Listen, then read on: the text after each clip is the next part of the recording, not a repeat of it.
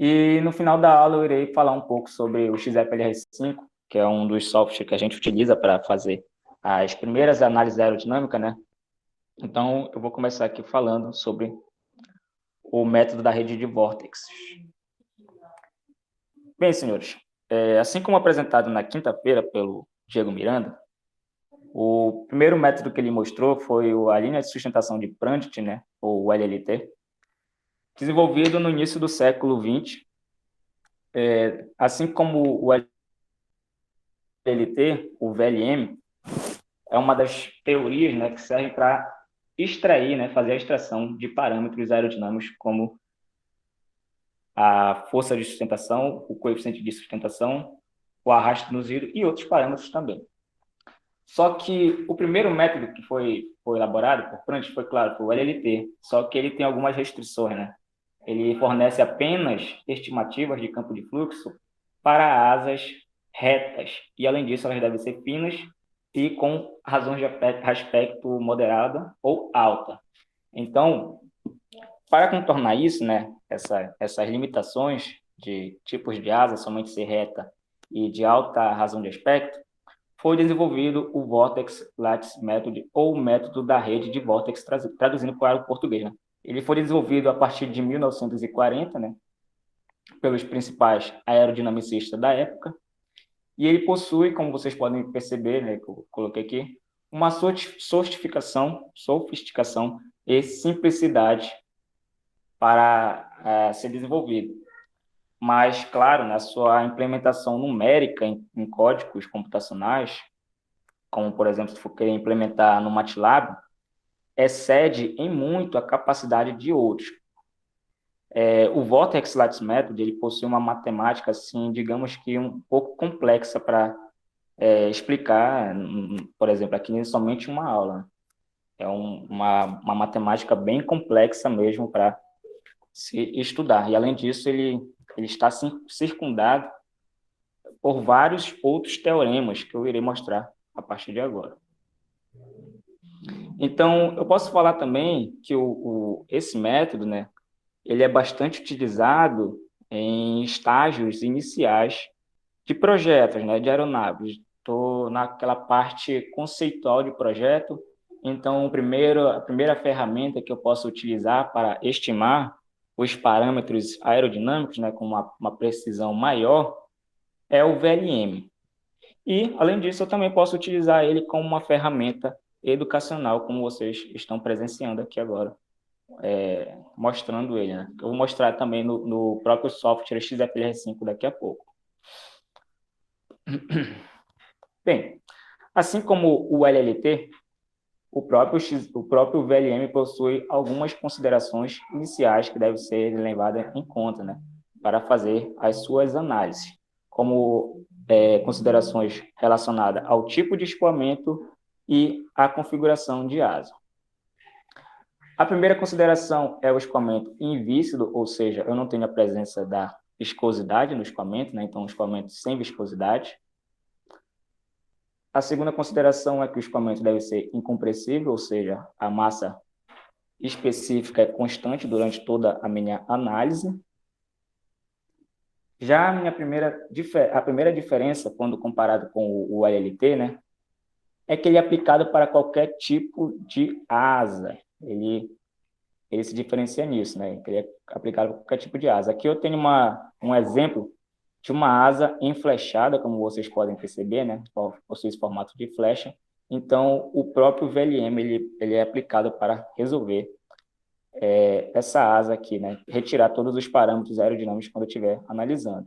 Não somente para uma asa enflechada, como, por exemplo, também se eu quiser analisar uma asa elíptica ou uma asa trapezoidal, ou até mesmo um biplano, o modelo, ele não vai ter problema nenhum para retirar esses parâmetros aerodinâmicos. E, né, a modelagem do VLM é tratada como se fosse uma rede de vórtex, diferente da linha de sustentação. Claro, eu estou trabalhando com uma linha, Lá no LLT, a asa ela é simplificada para ser uma linha. Aqui não, aqui a asa ela é simplificada para uma rede de vórtex na forma planar, claro. Aqui tem uma imagem, né, para ilustrar isso. Eu tenho uma forma em planta da asa, quando eu projetar em um certo plano, né, x e y, por exemplo, aqui, né, y e x, quando eu projetar a forma em planta da asa, eu vou ter essa figura aqui. E eu vou meio que particionar essa forma em planta em vários pedaços, ou conhecido como painéis de vórtices também, essa nomenclatura. E em cada painel desse aqui, eu vou ter um ponto associado, conhecido como ponto de controle.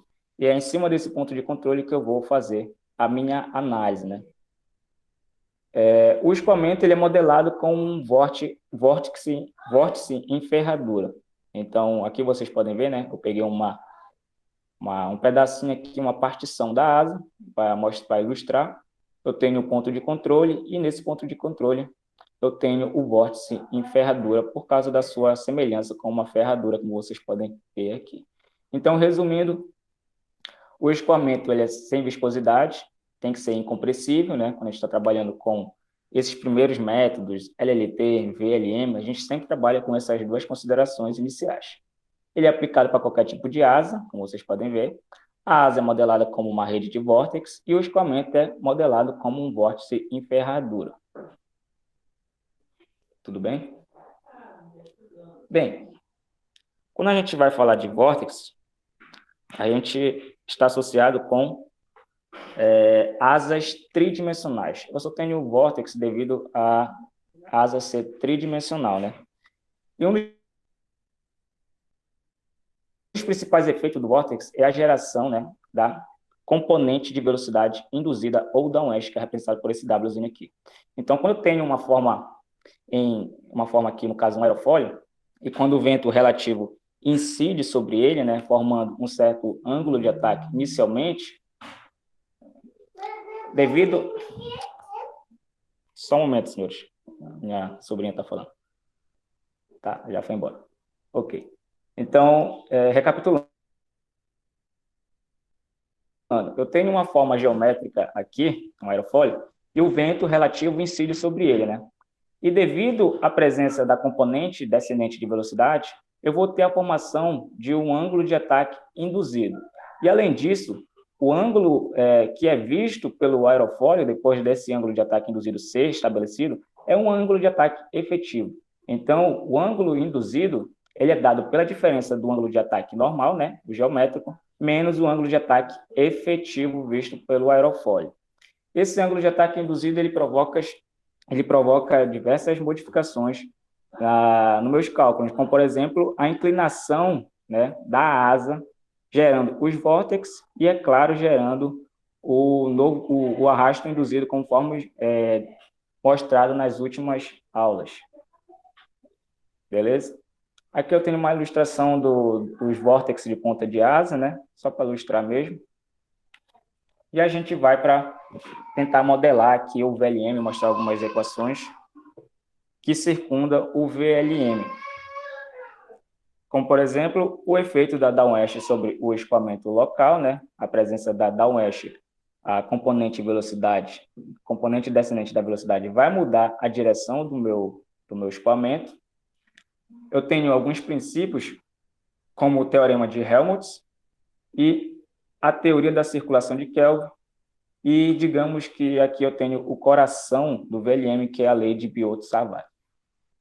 A lei de Biot-Savart é uma lei bastante utilizada na área de eletromagnetismo, mas devido à sua semelhança, né, com a equação utilizada na aerodinâmica, eu posso utilizar também a lei de Biot-Savart. Eu vou explicar mais adiante sobre essa lei.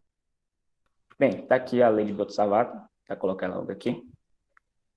É o seguinte, a gente utiliza a lei de Biot-Savart quando a gente está analisando um filamento de vórtex, né? Esse aqui é um filamento de vórtex. Imagine aqueles vórtex lá que a gente está trabalhando, lá na ponta da asa, né? Representado. Eu estou pegando somente um pedaço dele, um certo comprimento de vórtex. E eu quero aplicar a lei de Biot-Savart. que é dado por essa equação aqui. Bem, mas dentro desse filamento de vórtex, eu tenho uma certa circulação passando sobre ele. E devido a essa circulação, um certo ponto P arbitrário no espaço, né, localizado a uma certa distância r, vai sentir uma velocidade induzida devido ao meu filamento de vórtex. Então, eu posso relacionar essa velocidade induzida, né, a partir da lei de Biot-Savart, que é dada por essa equação, que relaciona a circulação por um incremento de filamento de vórtex. Aqui é um produto vetorial, né?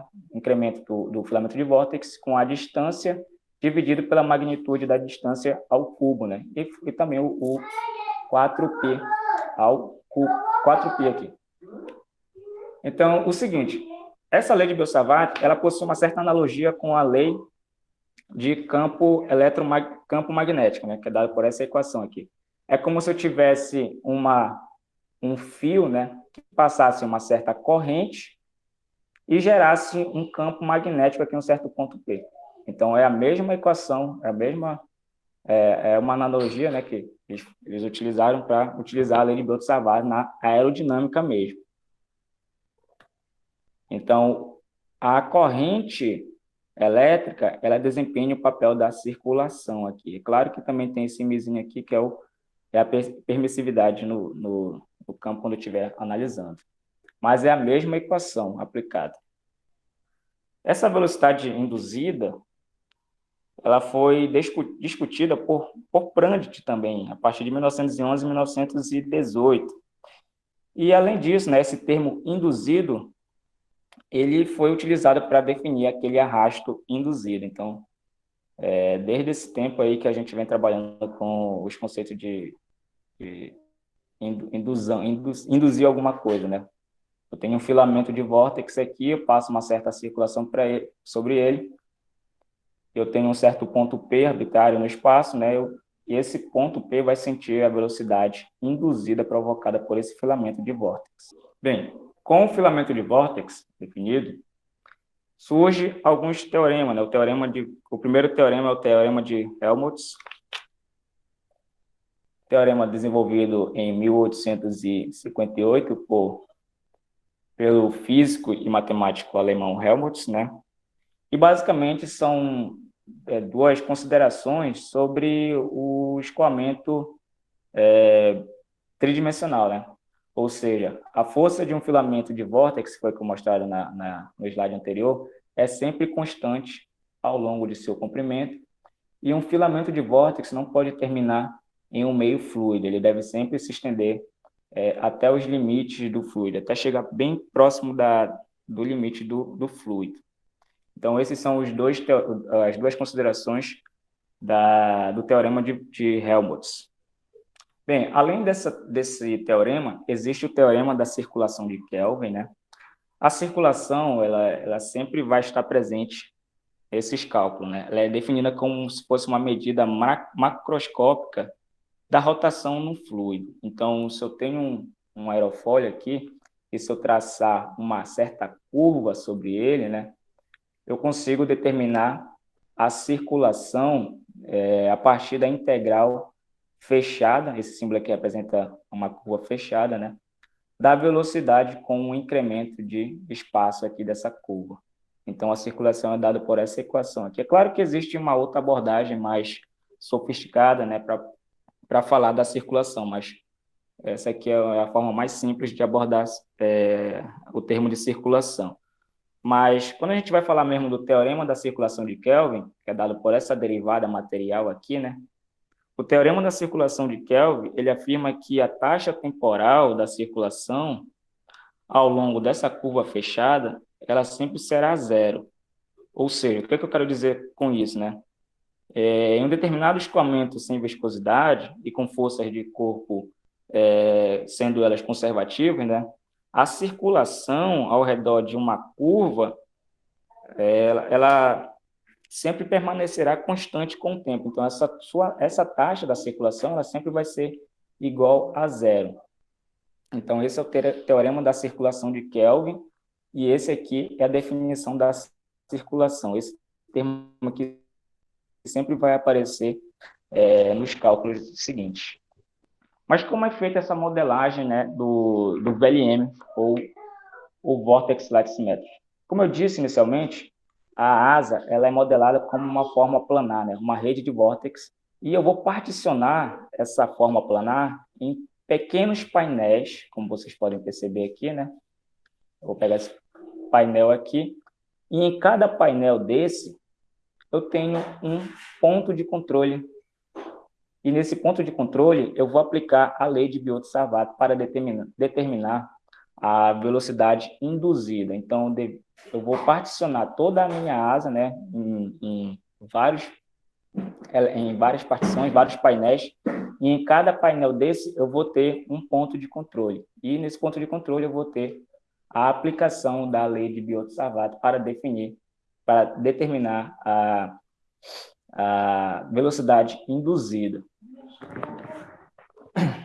É uma modelagem numérica, né? Porque essa modelagem numérica ela só foi elaborada porque a modelagem mesmo analítica disso aqui, sem considerar esses painéis, como se fosse uma forma planar sem esses painéis aqui mesmo, ela é bastante complicada para ser resolvida. Então, quando a gente faz essas partições, né, divididas em pequenas partes, o método numérico sempre vai ser a primeira opção para solucionar isso. Então, resolver problemas com VLM sempre vai requerer resolver um sistema com equações algébricas. Quando a gente fala de equações algébricas, a gente sempre vai lembrar de matrizes.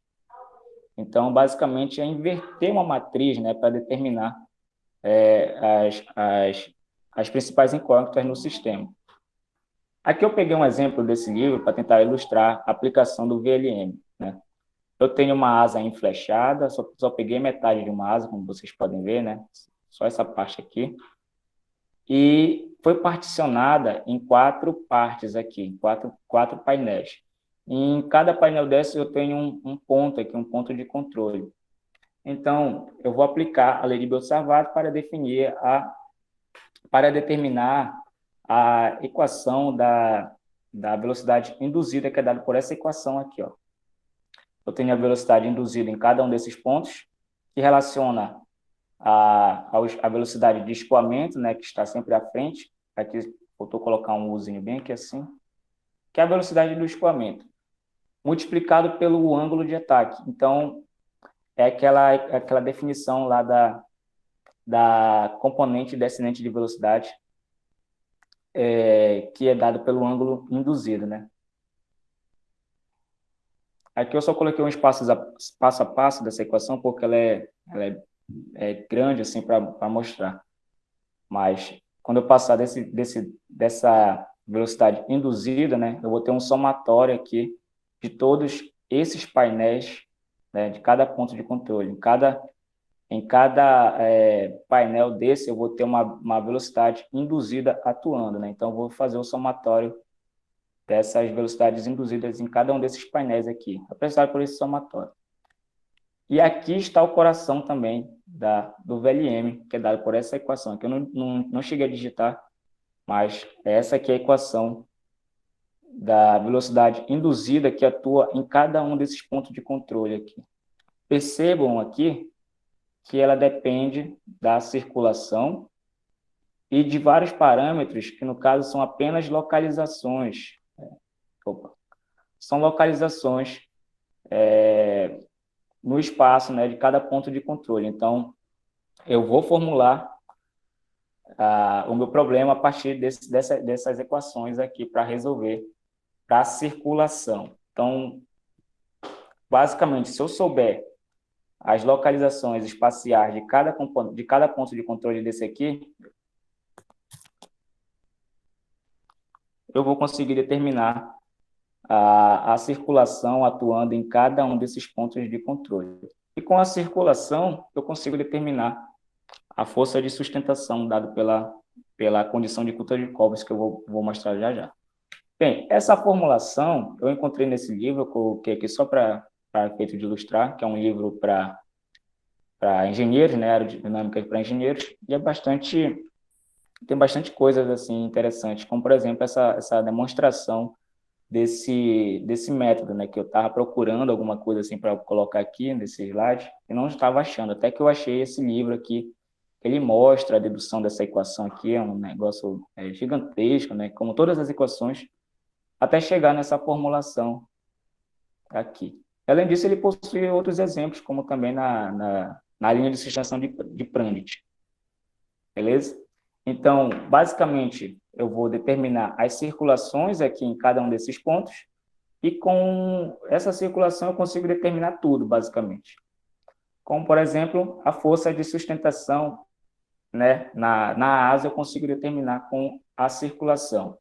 E essa equação aqui, conhecida como teorema de Coulter-Kovács, é que eu vou aplicar para determinar a força de sustentação na asa. Perceba que existe um somatório bem aqui assim, porque ele visa aplicar essa parte aqui em cada painel, né? em cada partição da asa. Então, eu vou determinar a circulação em cada um daqueles painéis, e quando eu fizer o somatório, né, somar um por um, eu vou ter um valor fixo e depois basta aplicar essa parte aqui da equação, que é definida pela massa específica e com a velocidade do fluxo. Então, se eu souber a circulação, eu souber isso aqui, eu consigo determinar a força de sustentação na minha... Bem, quando a gente está falando de teorema de Coulter-Kovács, a gente sempre tem que lembrar que isso é uma relação crucial na teoria da circulação, da sustentação, conforme ficou visto, né, na aula da teoria de aerodinâmica, né, que era uma das explicações da geração de sustentação. Então, quando a gente fala de circulação, também a gente tem que lembrar do teorema de Coulter-Joukowski. Então, sabendo a sustentação, eu consigo também determinar o coeficiente de sustentação, como vocês podem ver aqui. Usando a equação de definição do coeficiente de sustentação, né, eu consigo determinar o próprio coeficiente de sustentação, que é dado pela sustentação dividido pela pressão dinâmica vezes a área planar da aeronave. Além do coeficiente de sustentação, eu consigo determinar também o coeficiente de arrasto induzido, dado por essa equação, né? O arrasto induzido, ele sempre vai estar relacionado com o coeficiente de sustentação, dividido pelo fator de eficiência vezes a razão de aspecto da aeronave. Bem, assim como todos os métodos, o VLM ele possui certas limitações. Eu coloquei algumas aqui, né? Os algoritmos VLM eles sempre calculam primeiro o coeficiente de sustentação e depois os outros coeficientes a partir de interpolações. Ele vai sempre interpolar os outros coeficientes, como, por exemplo, coeficiente de momento, coeficiente de pressão e coeficiente de arrasto. Além disso, né, o VLM ele possui uma limitação assim, grosseira, né? Para valores de ângulo de ataque próximos ao stall, ele não tem resultados assim considerados. Ele sempre vai mostrar assim resultados que devem ser desconsiderados na prática. Aqui eu coloquei alguns testes que eu fiz, né, utilizando o VLM no XFLR5 para mostrar a eficiência desse método, né? Assim como o Diego Miranda mostrou na última aula sobre o LLT, eu irei mostrar aqui também sobre o VLM. Basicamente, eu modelei uma asa no software, né, com as suas dimensões aqui. Ele vai mostrar alguns parâmetros, como, por exemplo, a área projetada num plano, a corda média, a razão de aspecto, entre outros parâmetros. Bem, quando eu faço essa modelagem aqui, depois disso, basicamente, eu tenho que setar o solver, né, do software que eu estou analisando. Basicamente, eu fixo uma velocidade, né, aquele Uzinho lá, aquele U infinito lá, fixado, né. Aqui, no caso, eu coloquei de 15 metros por segundo, mas eu posso variar também a sustentação, o ângulo de ataque e esse outro ângulo aqui, o beta range. No próprio software, ele mostra algumas ferramentas para analisar, né, os métodos de análise. Olha, o LLT somente para a asa, o Vortex Ferradura, que é esse que eu estou falando. Um outro método aqui, o outro método do VLM, que é um método não linear, que a gente não vai mostrar aqui, e o método dos painéis tridimensionais. Mas aqui foi selecionado esse aqui, para fazer as análises. E aqui nessa imagem ao lado eu tenho a definição do meu ângulo de ataque quando eu vou fazer as análises, né? Vai começar de -10 até 15 graus, com incremento de 1 em 1. E aqui estão os resultados quando a gente faz as análises lá com o software, né? Ele dá os coeficientes, por exemplo, coeficiente de sustentação, coeficiente de arrasto e a eficiência aerodinâmica. Além disso, também ele fornece o coeficiente de momento. Aí eu coloquei uma comparação com o LLT, né? Eu utilizei a mesma asa, só que dessa vez eu utilizei o método do LLT para solucionar, né? Para entregar, né? Vamos dizer assim, os parâmetros aerodinâmicos. E aqui eu coloquei só os gráficos mesmo para ilustrar. Aqui na legenda eu tenho o LLT na linha azul e o VLM na linha vermelha. Começando por esse gráfico aqui, eu vou analisar esse gráfico rapidinho. O gráfico da polar de arrasto, né, que é o coeficiente de sustentação em função do coeficiente de arrasto. Os gráficos são bem próximos, né, para uma certa faixa de ângulo de ataque, mas o VLM ele possui valores que não são mostrados aqui devido àquela limitação lá, né? Que para determinados ângulos de ataque próximo do stall ele apresenta resultados que não vão convergir. E o próprio software ele acaba desconsiderando esses valores. Aqui fica mais fácil para visualizar no gráfico do coeficiente de sustentação em função do ângulo de ataque. O VLM, representado pela linha vermelha, apresenta resultados até próximo do ângulo de stall, né, quando a asa está quase estolando. Aí depois disso aqui ele não consegue dar uns resultados assim significantes. Então essa é uma das limitações do VLM. Aqui outros gráficos só para ilustrar o coeficiente de momento em função do ângulo de ataque e aqui o coeficiente de arrasto, né, arrasto total em função do ângulo de ataque também. Bem, aqui algumas conclusões sobre o VLM. Ele é bastante eficiente com uma abordagem matemática bem complexa. Se vocês forem visualizar aquele livro lá que eu mostrei, né, aquele livro azul lá, Aerodinâmicas para Engenheiro, vocês vão ver uma definição, assim, uma dedução gigantesca daquelas equações lá que eu mostrei.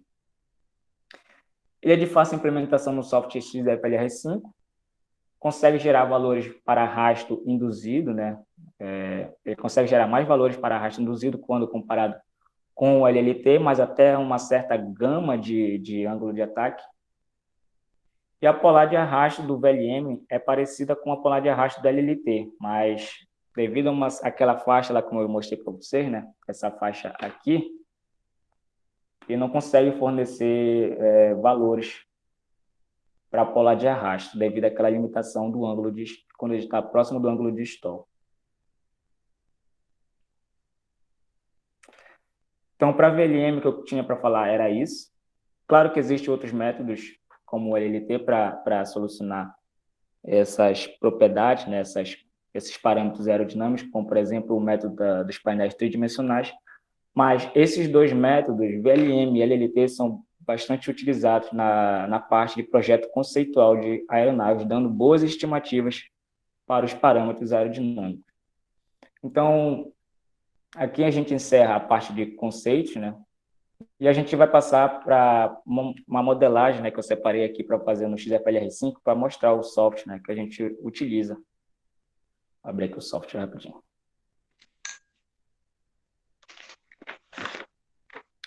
Só esperar abrir aqui rapidinho.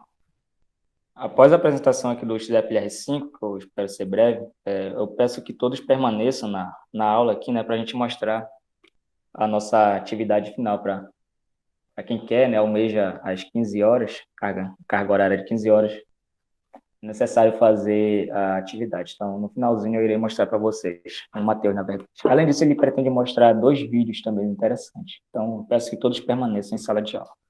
Bem, senhores, essa aqui é a interface inicial, né, do XFLR5, não mostra nada, basicamente. E o que está nele, basicamente, aqui no file. Então, a gente vai definir um projeto, né, um novo projeto. E existem algumas ferramentas dentro do próprio XFLR5, né, como uma análise direta de aerofólio, uma análise inversa de aerofólio. E essa ferramenta aqui é para analisar formas tridimensionais, né, como a asa e um plano desenhado, e uma aeronave desenhada. Então, a primeira coisa que a gente vai fazer, né, nas análises é analisar os perfis aerodinâmicos. Os perfis aerodinâmicos vocês conseguem encontrar eles, né? Vocês encontram esses perfis em sites aeroespaciais como o Airfoil Tools. Então, vocês conseguem obter lá as coordenadas de perfis, gerar um arquivo data ou txt para poder rodar aqui no software. Então, vamos fazer aqui uma análise direta de aerofólio, né? Essa aqui é a visão dele, né? A vista dele. Aqui eu vou inserir um aerofólio, eu tenho 2 selecionados para mostrar.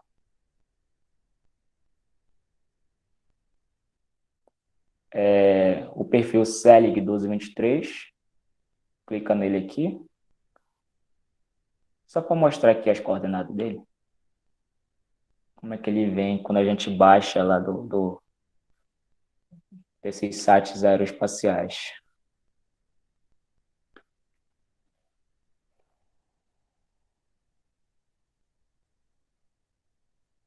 Com um bloco de notas, só para mostrar aqui para vocês, eles vêm assim, ó, todos os perfis vêm assim, em forma de coordenadas x e y, sempre indo de 1 a 1. Cadê? 1 a 1. Essas aqui são as coordenadas espaciais dos perfis.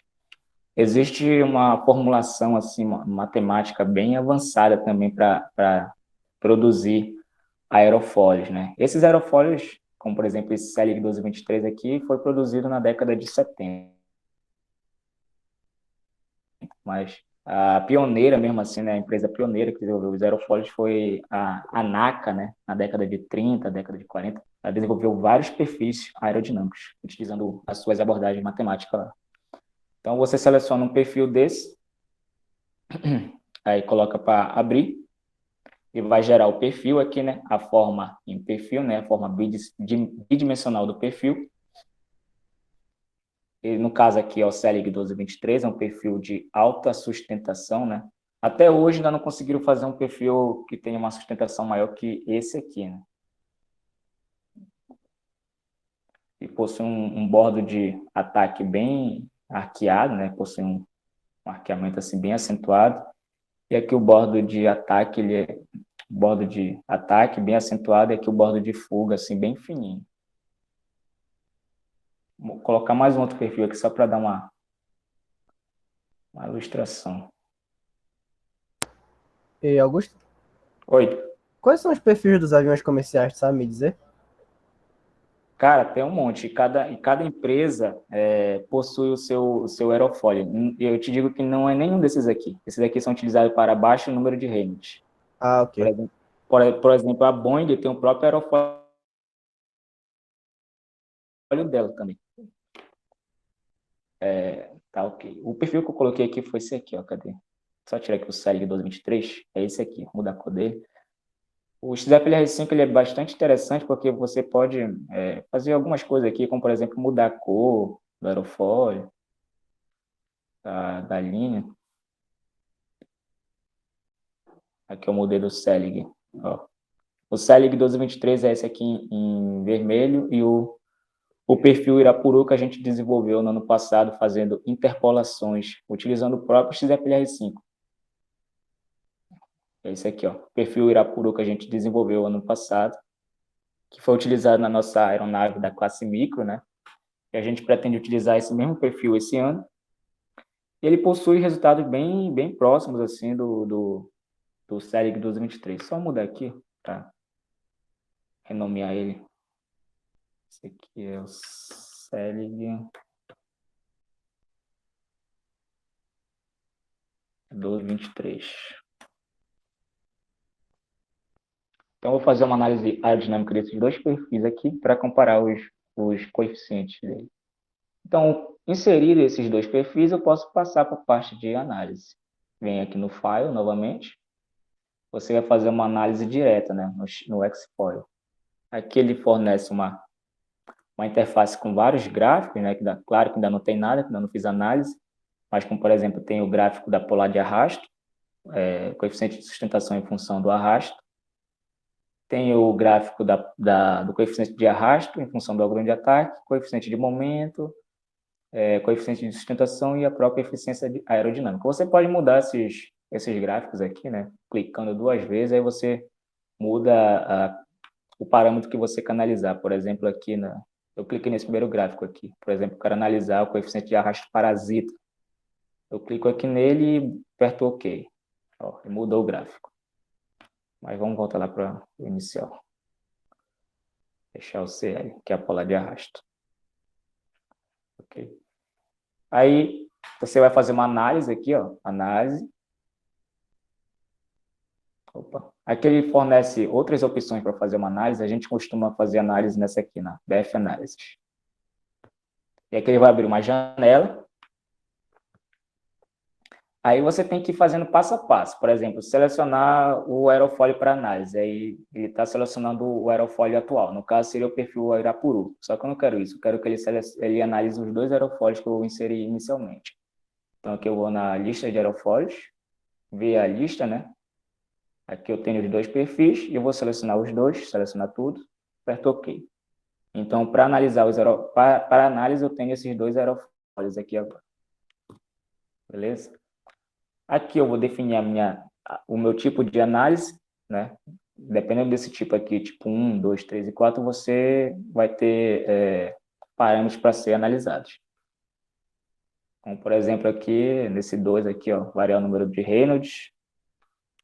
É um parâmetro aqui que falta ainda ser estudado, né? Preciso estudar mais sobre ele, que na verdade, não é o número de Reynolds em si, é tipo um Reynolds, é uma raiz quadrada de Reynolds.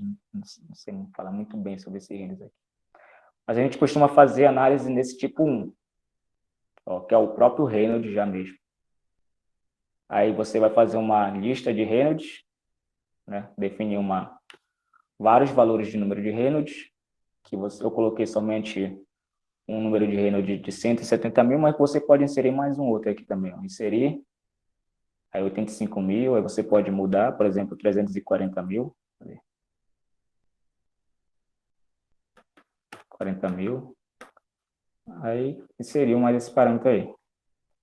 Só que eu vou deletar esse, vou deixar como 340 mil, beleza? Então, todas as minhas análises vão ser para um Reynolds de 340 mil. Dá um OK aqui. Aqui eu não preciso mexer em nada, já está setado. Forças de transições também não preciso mexer em nada. E aqui são parâmetros para mexer, né, no ângulo de ataque, ou se eu quiser mexer também no coeficiente de sustentação. Só que é mais interessante a gente visualizar sempre em função do ângulo de ataque. Por exemplo, coeficiente de sustentação em função do ângulo de ataque. Então, eu especifico aqui o ângulo de ataque para iniciar do 0 e eu coloco um incremento aqui de análise, ou seja, indo de menos 5 até 15 graus, incremento de 1 em 1. Por exemplo, vai de menos 5, menos 4, menos 3, menos 2, até chegar em 15. E aqui você controla as suas interações, né? Eu coloquei 1000 interações para fazer para gerar todos os resultados. Até o momento ainda não falei nada de LLT, nada de VLM, que será mostrado na parte quando eu estou querendo analisar uma geometria mesmo. Então aqui isso aqui é do próprio software para analisar. Aí eu dou-lhe uma análise aqui, tá? Ele vai gerar todos os gráficos. Deixa eu dar aqui as interações. Pronto, ele já fez a análise está completa.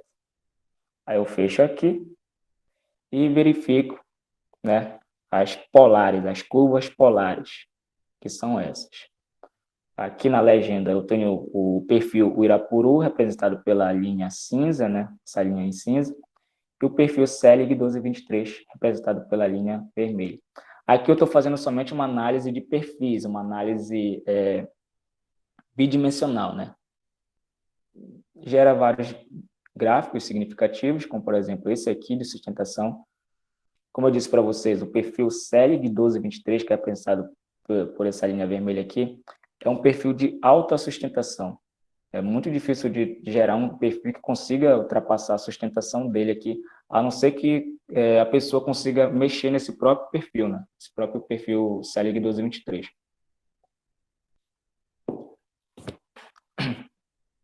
Mas o coeficiente de sustentação desse perfil é elevado. E, além disso, o próprio perfil Irapuru ele possui valores de sustentação bem próximo desse. Esse outro gráfico aqui, que é o coeficiente de arrasto em função do ângulo de ataque, o coeficiente de o aerofólio, o Selig 1223, né, ele possui maior arrasto quando comparado com o perfil Irapuru, que é esse aqui embaixo.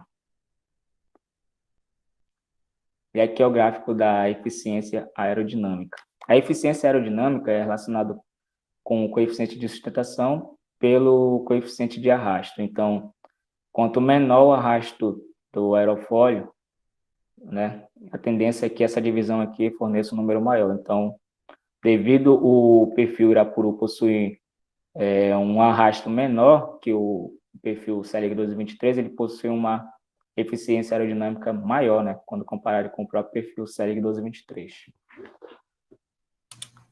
Augusto, Então, posso dizer que esses dois perfis eles se equivalem em algum aspecto. Oi? posso fazer uma pergunta?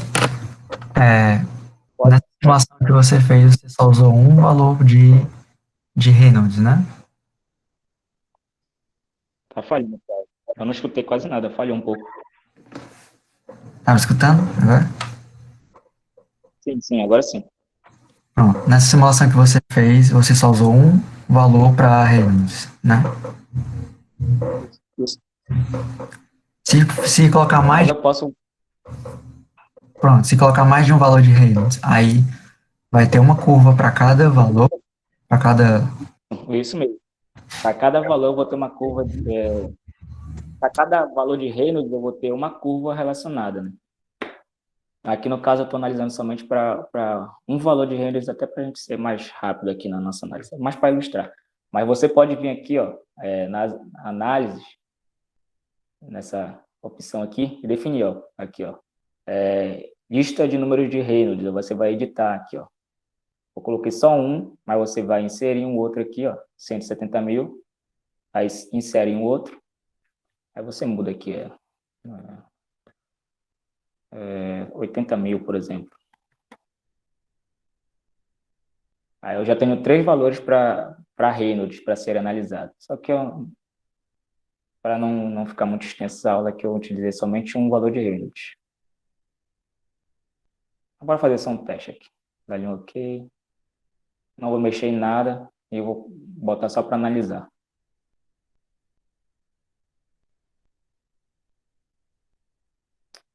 Espera aí. Selecionar os dois perfis. Beleza. Reynolds está OK aqui. Tá, não mexi em nada. Tá, vai fazer todas as interações agora. Olha, já está gerando aqui as curvas, aqui, os gráficos.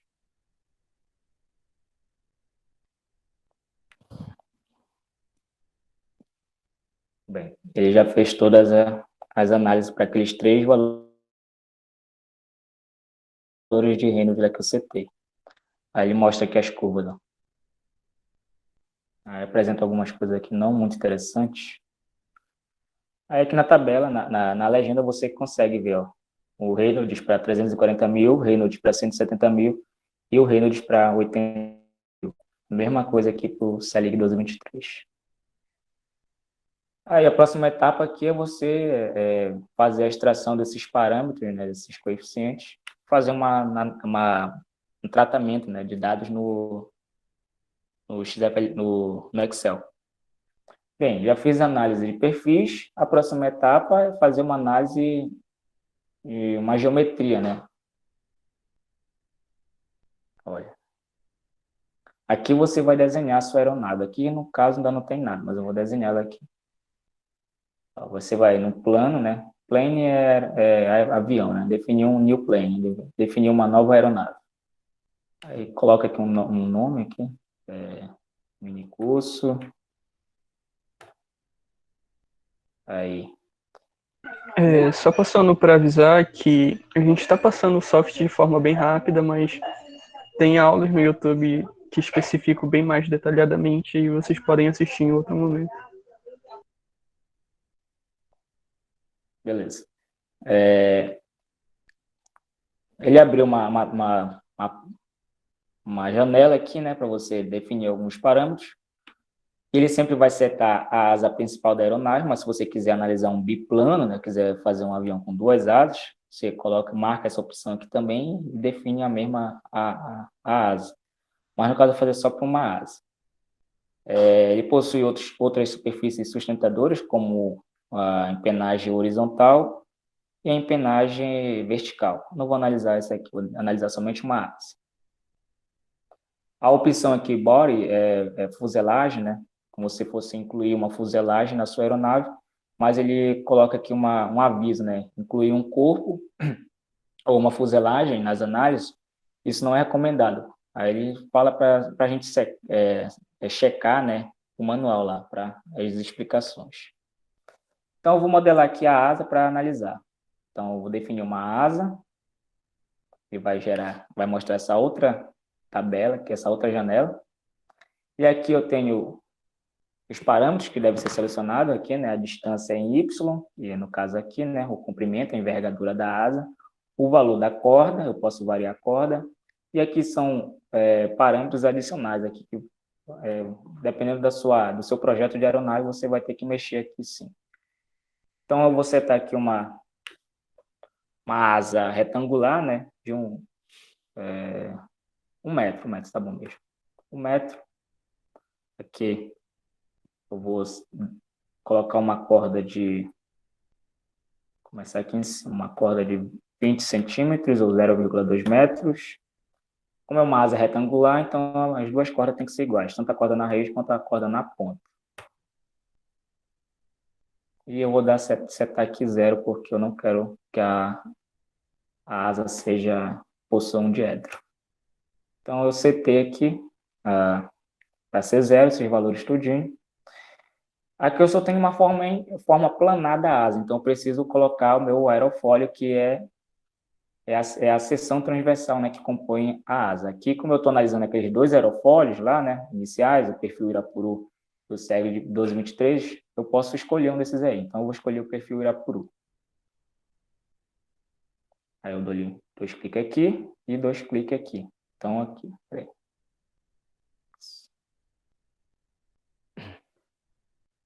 Aqui eu já tenho a minha asa modelada. Perceba que é um software bastante intuitivo, bem simples, né? Bem fácil de aprender para modelar uma asa. Claro que isso aqui eu estou trabalhando com um projeto conceitual, né? Não tenho nada que me preocupar com outros parâmetros, como, por exemplo, saber o que tem por dentro dessa asa, né? As longarinas, nervuras, nada disso. Eu só modelei aqui a asa, né?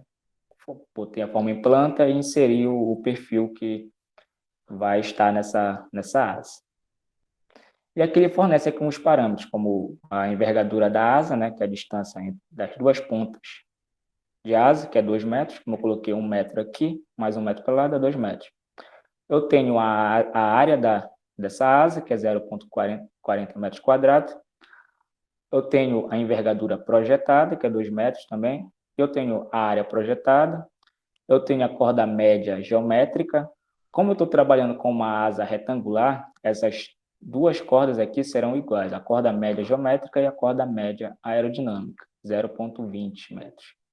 Eu tenho a razão de aspecto, né, que é dada pela relação da envergadura ao quadrado pela área, aqui no caso deu 10. Eu tenho o afilamento, que é igual a 1, que eu não tenho uma asa afilada, e eu tenho outros parâmetros aqui também.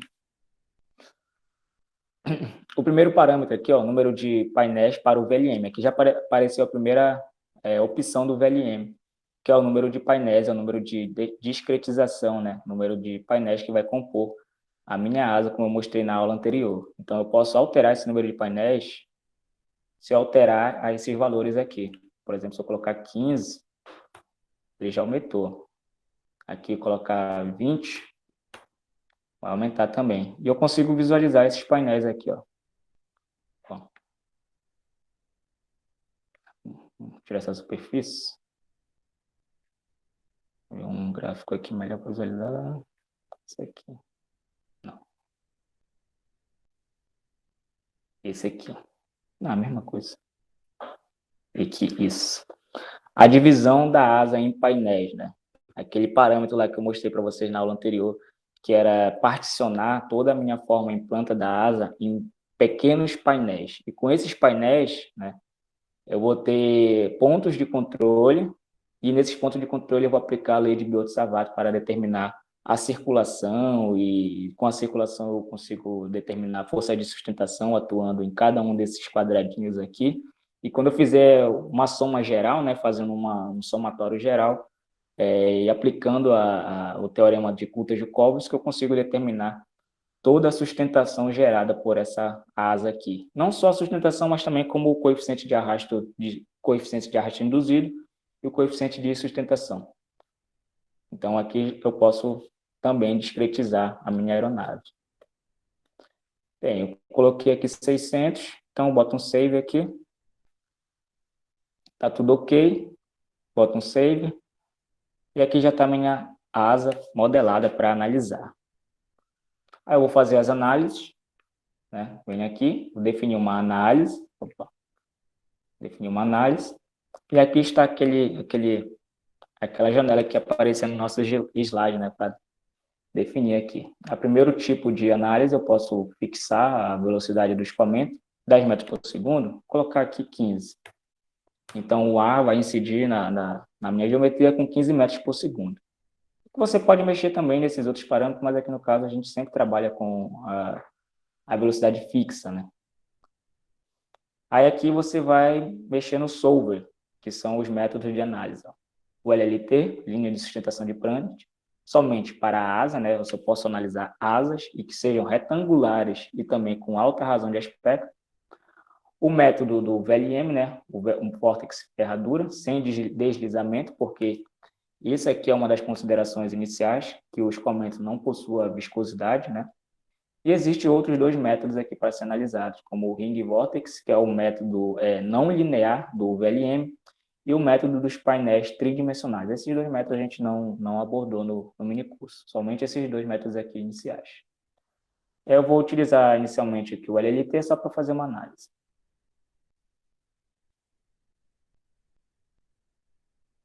Vamos ver o que o LLT vai gerar. Bem, aqui tem essa outra janela para mexer, né? O ângulo de ataque que eu vou analisar. Eu estou trabalhando com menos 5 graus até 15 graus. Incremento de 1 em 1. Vamos ver se ele vai gerar os resultados. Aí você vai apertar para analisar. Bem, foi até rápido. Aqui, ó. Tem aqui. Percebam que mesmo o LLT sendo só um método numérico eficiente para analisar, o próprio XFR5 ele só conseguiu para analisar com esses valores aqui de ângulo de ataque. De 2 graus até 5 graus. Ele não conseguiu fazer, né, extrair os valores que eu quero para os outros ângulos, como, por exemplo, menos 5 graus, menos 4 graus, ele não conseguiu fazer essa análise. Ele só pegou de 2 graus até 15 graus. Você vai modelando aqui, vai mexendo, na verdade. Aí aqui você consegue fazer uma espécie de mostrar os resultados, né? Como o diagrama de sustentação, que é sempre perpendicular, né? A forma geométrica. O arrasto induzido. Eu posso tirar ele daqui, ó. Percebam que o arrasto viscoso, né? Que é o arrasto... Aqui, nas nossas aulas de teoria aerodinâmica, a gente sempre fala que o arrasto viscoso ele é sempre o arrasto devido à forma, né, da seção transversal que compõe essa asa aqui, no caso, o arrasto somente do perfil aerodinâmico. Aí, quando eu estou trabalhando com uma geometria tridimensional, né, no caso, essa asa, e que ela possui dimensões finitas, ou seja, dimensões limitadas, né, surge o arrasto induzido, que é o induced drag aqui. Aí, quando eu coloco para aparecer o arrasto induzido, ele é bem maior que o arrasto viscoso, então eles vão se somar, na verdade. Se eu tirar ele aqui, ó, somente tudo isso aqui é o arrasto induzido, que é o arrasto, é considerado o maior arrasto entre todas as análises. Então, quando eu estou trabalhando com asas tridimensionais, esse arrasto induzido sempre vai aparecer, somando com o arrasto viscoso. Aí você consegue animar também para visualizar. Ó. O ângulo de ataque vai variando. Vou mostrar aqui. Ó. Botei para animar, então ele vai variando o ângulo de ataque, né? 9, 8, 7, 6. Vou mostrar aqui. Conforme o ângulo de ataque vai aumentando, dá até para colocar downwash aqui, ó, que é a componente descendente da velocidade. Ó, aquela componente descendente da velocidade. Com o ângulo de ataque induzido alto, eu tenho um arrasto induzido também alto. Ó, o ângulo de ataque aqui, ó, 15 graus, por exemplo. O arrasto induzido aqui é muito alto nessa asa.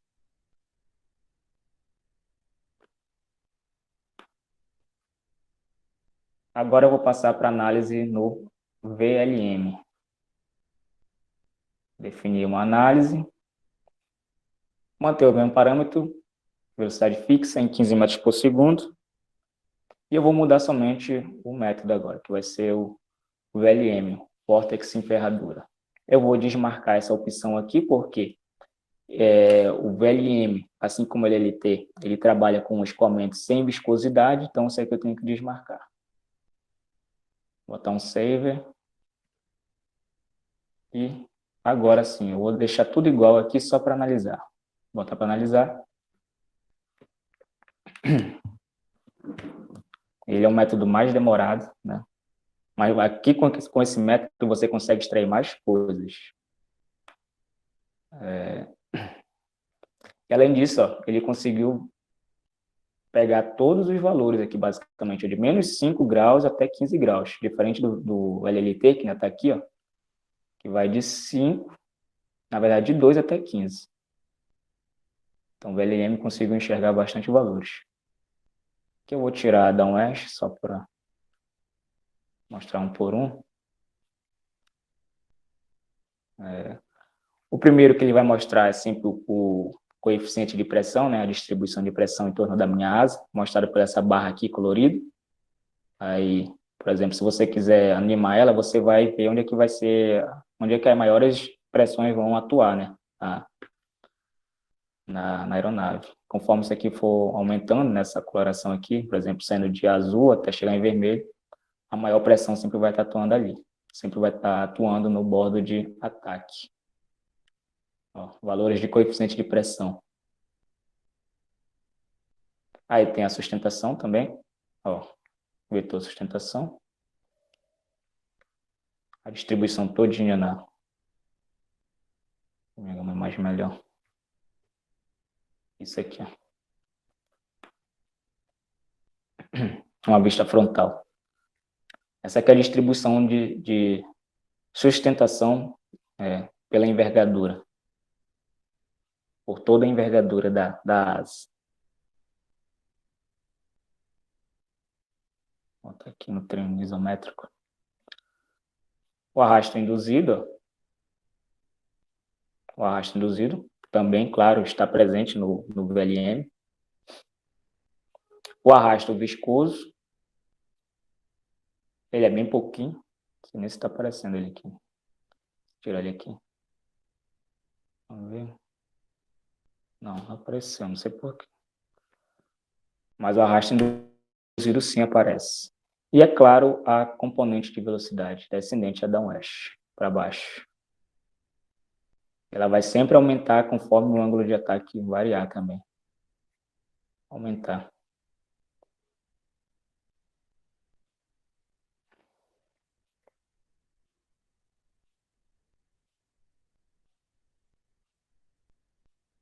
eu ver se dá para fazer uma outra coisa mais interessante. Quero tentar mostrar aqui o vórtex nas pontas de asa.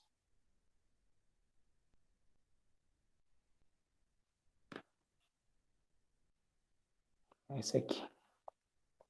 Ele vai calcular para cada um ângulo de ataque o vórtex em ponta de asa.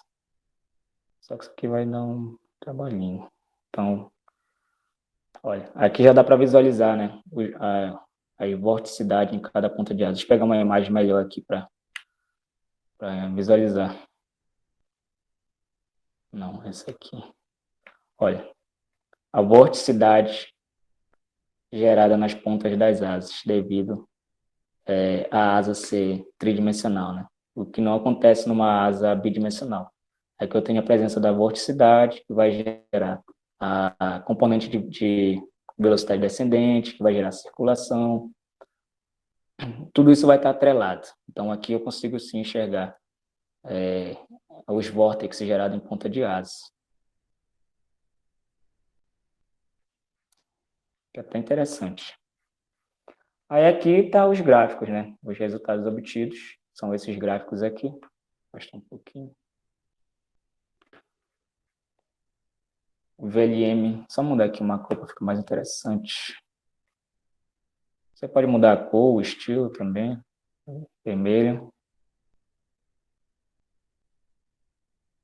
Isso. Tá. O VLM é em vermelho e o LLT é em preto, né? Em cinza. O primeiro gráfico aqui é a polar de arrasto. Eles não conseguiram pegar valores para vários ângulos de ataque, então a polar de arrasto basicamente só deu isso aqui. Então essa asa aqui não gera uma polar de arrasto bem interessante para analisar. Que geralmente ela tem que gerar uma curva mais ou menos para cá também, assim, descendente. Devido às limitações, claro, desses dois métodos. Aqui o VLM ele conseguiu gerar maiores valores para coeficiente de sustentação, né? Indo de -5 até 15, que foi o que eu citei. Então, nessa faixa aqui, eu consigo ter valores de sustentação. Enquanto o LLT não me deu esses valores aqui, depois de 2, né? Cadê? Isso aqui, ó. Ele vai só de 2 a 15. Então, eu perco informação para cá, para esses outros ângulos de ataque. O LLT só consegue me informar de 2 graus até 15 graus. Esse é um ponto a ser levado em consideração. Essa é a limitação da LLT. Os outros gráficos aqui, coeficiente de momento, função do ângulo de ataque, e o coeficiente de arrasto, né, total, em função do ângulo de ataque. O VLM, com certeza, é o método mais adequado para essa análise, que ele consegue fornecer dados mais aceitáveis para uma gama maior de ângulo de ataque. Vou colocar aqui o gráfico de arrasto induzido, CDI, e aqui no eixo Y, o X vai ficar o ângulo de ataque. Aqui, ó. O arrasto induzido para os dois métodos, o LLT e o VLM. Então, o VLM aqui, com certeza, é o método que deveria ser aplicado para essa análise. É claro que é uma análise só para ilustrar mesmo o funcionamento desses dois métodos no XFLR5.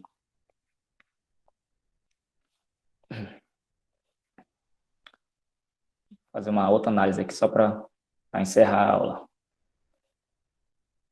Não, peraí. Na verdade, eu vou fazer uma outra aeronave. Editar. Vou editar a aeronave. Vou sair de uma asa retangular para uma asa trapezoidal. Então, vou ter que colocar 2 cordas aqui, por exemplo. Vou colocar a primeira envergadura de 0,5. Seria depois, na verdade, aqui é 0,5. Aqui 0,1 metro. Aqui, ó. Então, eu coloquei 2 seções aqui para variar a corda. A primeira corda é a corda na raiz. Vou colocar aqui uma corda maior, 0,4.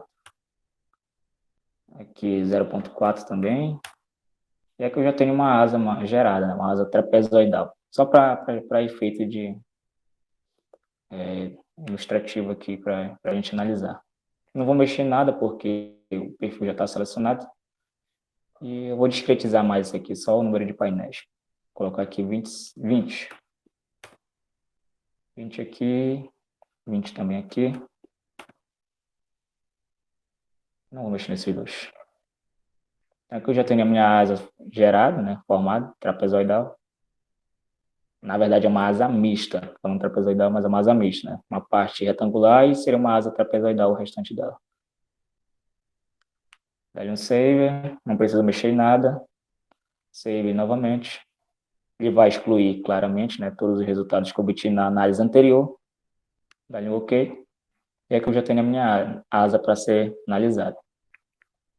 É claro que eu não vou aplicar o LLT aqui, porque, claro, ele tem aquela limitação de ser apenas aplicado para asas retangulares. Então, o LLT aqui não pode ser aplicado para esse tipo de configuração de asa. Então, eu tenho que aplicar o VLM ou um daqueles outros dois métodos lá. Mas como aqui é a aula sobre o VLM, então eu vou aplicar ele. Então, definir uma análise, vou aumentar aqui a velocidade para 20 metros por segundo. Aí sim eu vou definir a minha análise. VLM, vórtex ferradura, sem viscosidade. Save. Colocar aqui de menos 10, só para ver se ele pega um valor maior. Tá, menos 10. E coloca para analisar.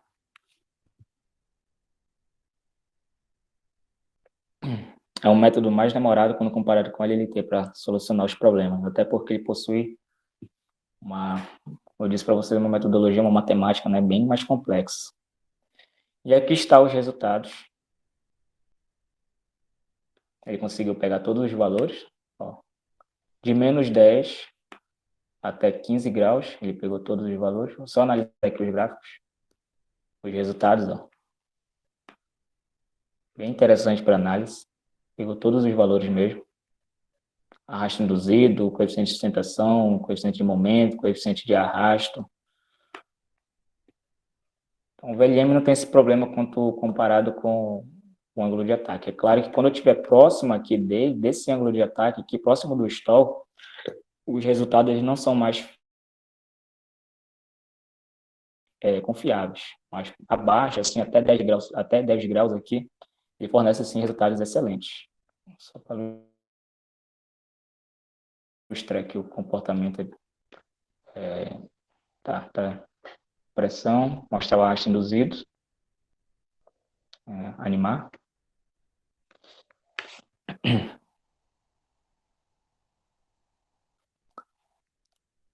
Olha a forma agora que o arrasto induzido, as linhas, né, de arrasto induzido agora em torno dessa asa, que ela já mudou. Aquela asa retangular era uma forma aqui, devido à alteração na corda, né, então vou ter uma mudança assim também nas distribuições de arrasto induzido. Eu tenho arrasto parasita, vamos ver se ele vai somar.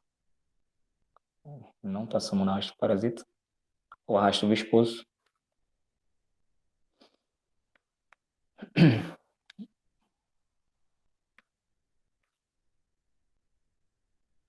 E eu tenho o efeito da downwash também, ó. Velocidade para baixo, né? Gera aqui os vórtices, só para ilustrar. Vai calcular para cada ângulo de ataque, mas eu vou pegar só alguns. Deixa eu pôr nessa imagem aqui.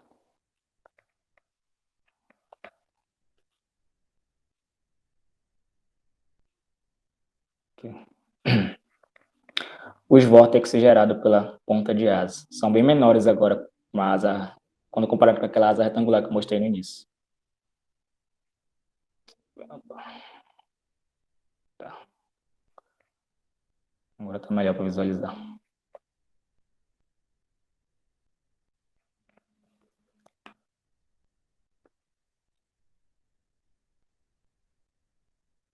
Bem, senhores, essa aqui foi a nossa aula para mostrar, né, uma pequena introdução, né, ao software XFLR5.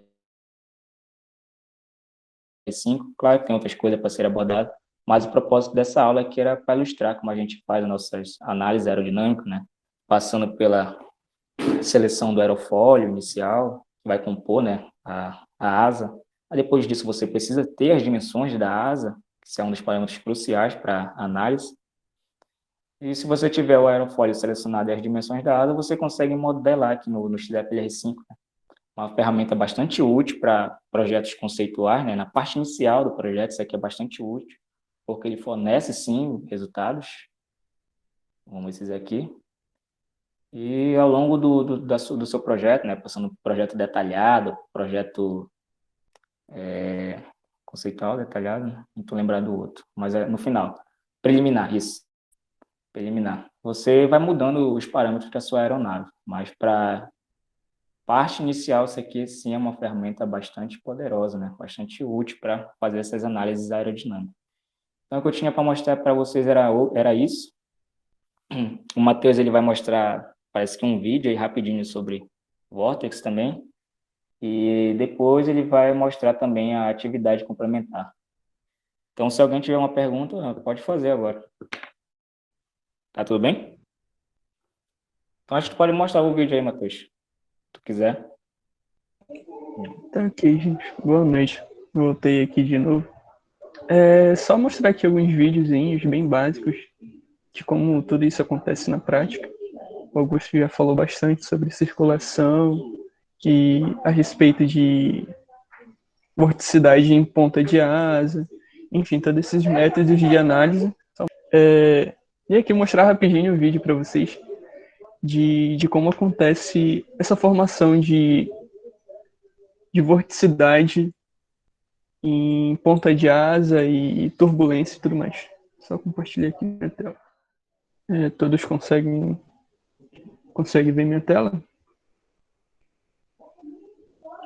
É só essa imagem que eu queria trazer aqui primeiramente, que fala sobre circulação, aquele gama lá que o Augusto mostrou para vocês inicialmente algumas equações. Esse gama está relacionado à circulação e aqui essa imagem ilustra mais ou menos como é que acontece a circulação das partículas de ar ao redor do perfil, né? Tem algumas aulas na internet também que vocês... a gente não está se aprofundando muito, mas escoamento externo é uma outra disciplina, então como se fosse mecânica dos fluidos 2. Então é bem extenso, mas aqui só para ilustrar mesmo como é que seria, né? A circulação, ela acontece de fato, das partículas de ar ao redor do meu fólio, do aerofólio. E aí, na parte de estudo de fólios, queria trazer essa imagem, esse vídeo para vocês aqui,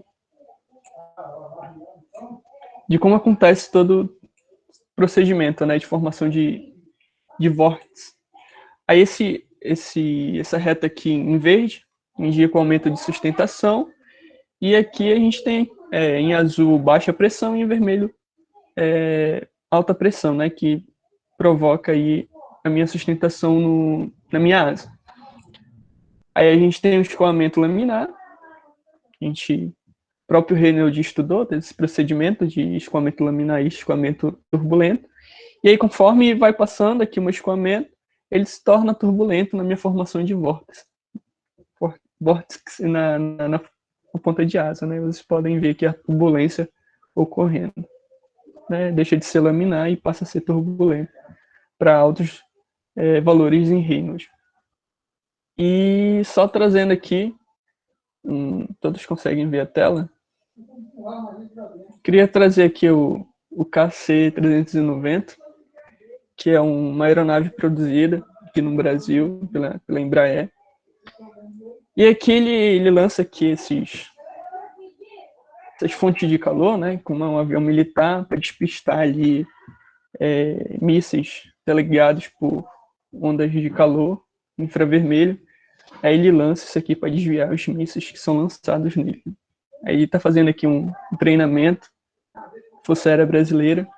E aí o interessante, né, quando eu estava vendo esse vídeo, é justamente tudo isso que o Augusto acabou de mencionar na aula de hoje, né, a formação de circulação do ar ao redor da minha asa. E aí vocês podem perceber, né, vou ter em câmera lenta, a formação de vórtice lá no final. Deixa eu ver se eu trago aqui essa imagem melhor. Ó, ele vai lançar fumaça e vai formar os vórtices lá atrás. Deixa eu só passar. E aí, ó, vocês podem ver aqui, ó, em branco aqui no fundo, a espiralzinha aqui formando, que nem vocês viram ali no vídeo animado. Aí já aqui nesse é mais notória a formação de vórtex, os vórtex formando na ponta de asa. Então, assim, nada do que a gente disse não foge da prática de como tudo isso acontece. Os vórtex formando aqui com a fumaça. Bem interessante. Inclusive, né, uma curiosidade, esse avião aqui ele vai aparecer no filme dos Velozes e Furiosos 9. Eu achei bem legal que eles pegaram uma aeronave brasileira para filmar umas cenas de ação. Só comentando isso, achei bem interessante. É aqui um outro vídeo também de formação de vórtex.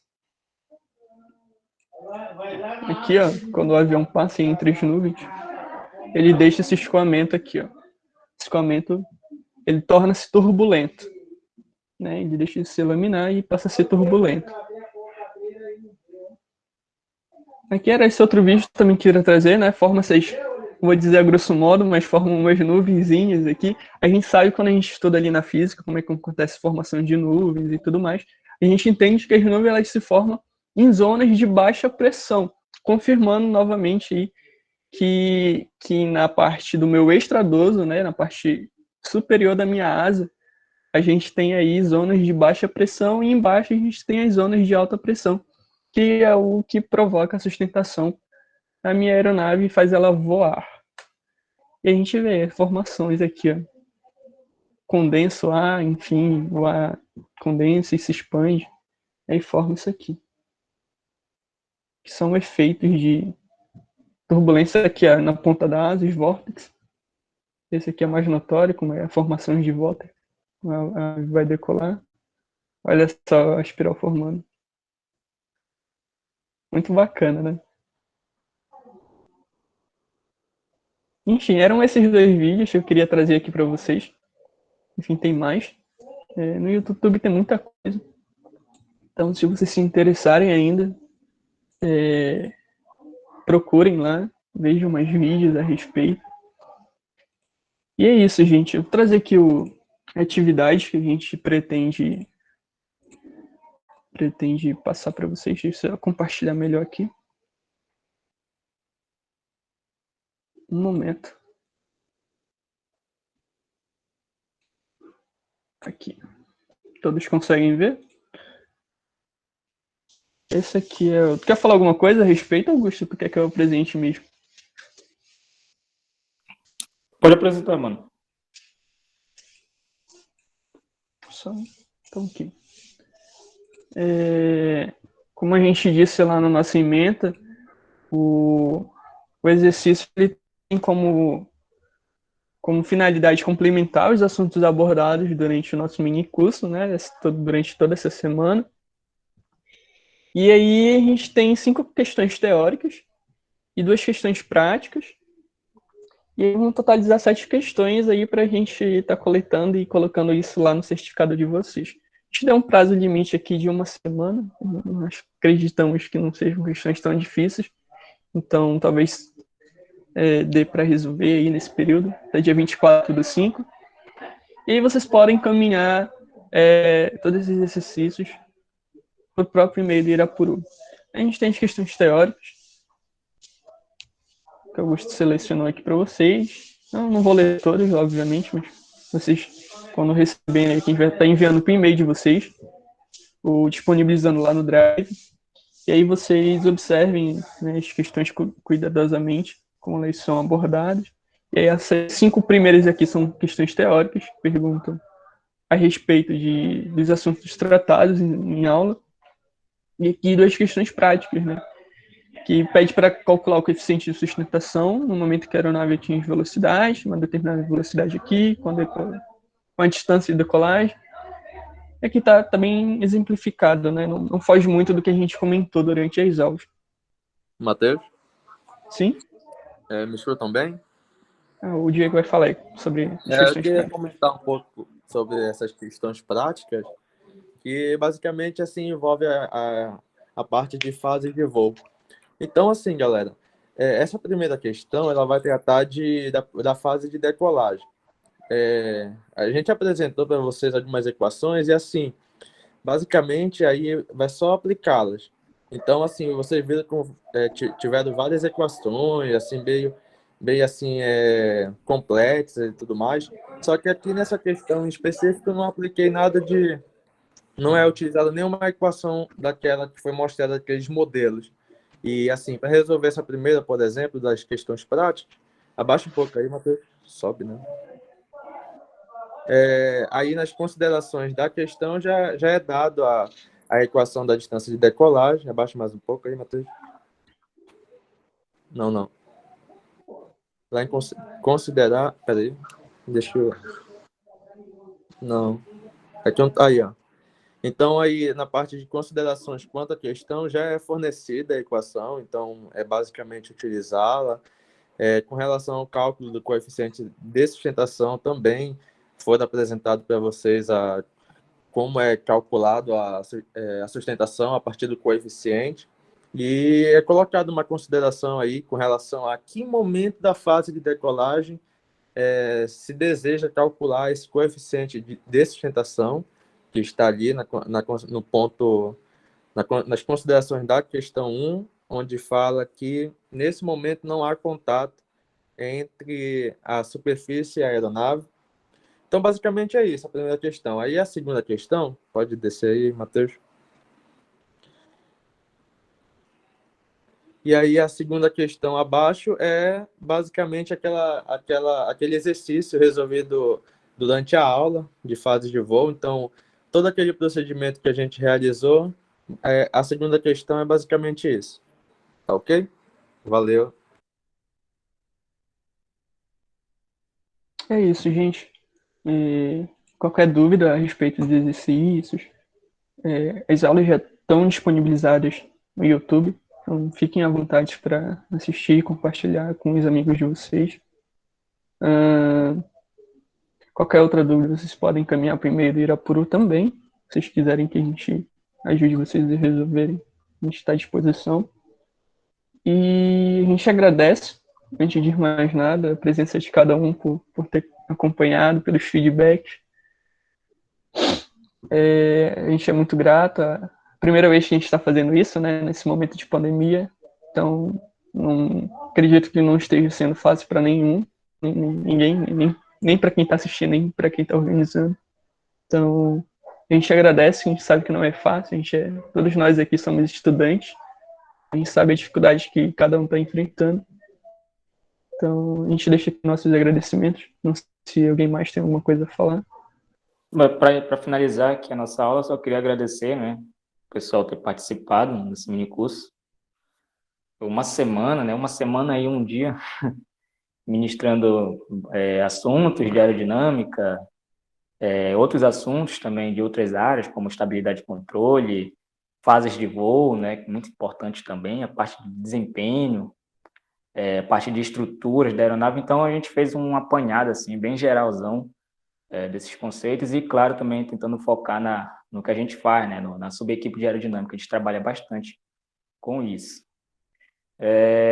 Gostei muito, né, do pessoal ter participado das aulas, média de 40 pessoas assistindo às aulas.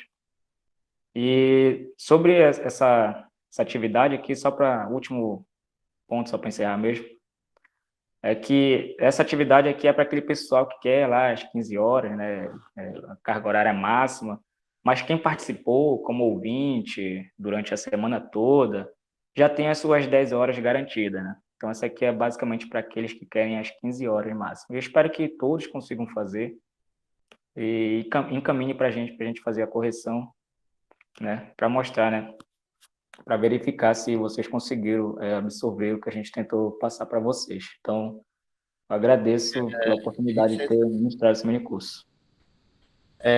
Vocês vão enviar por e-mail as questões?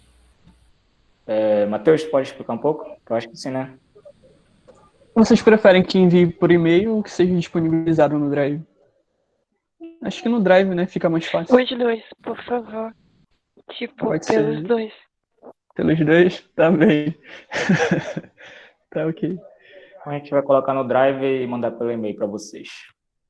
Tá Obrigado. bem, gente. Obrigado. Então, Grande só para pessoal. finalizar, dar uma palavra aqui, agradecer muito pela presença de todos. Muito obrigado, viu?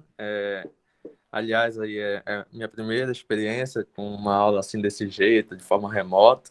E assim, a participação de vocês, o feedback, nada disso iria acontecer. Então, agradeço muito, muito obrigado. E vamos ver se a gente se vê em breve. Agora é minha vez de falar. Então, pessoal, eu queria agradecer a presença de todos também. Como o Augusto falou, tivemos uma média bem interessante de pessoas. E parabenizar o pessoal aí, né, que ministrou o minicurso. Eita, que o menino tá gritando aqui. Parabenizar vocês aí, pessoal de aerodinâmica, aí pelo minicurso. Para quem não me conhece, eu sou o Andrei. Me mutei sem querer. Eu sou um dos capitães do Irapuru. Aqui também tem outros membros, mas eu queria dar essa palavrinha para vocês e parabenizar vocês aí também.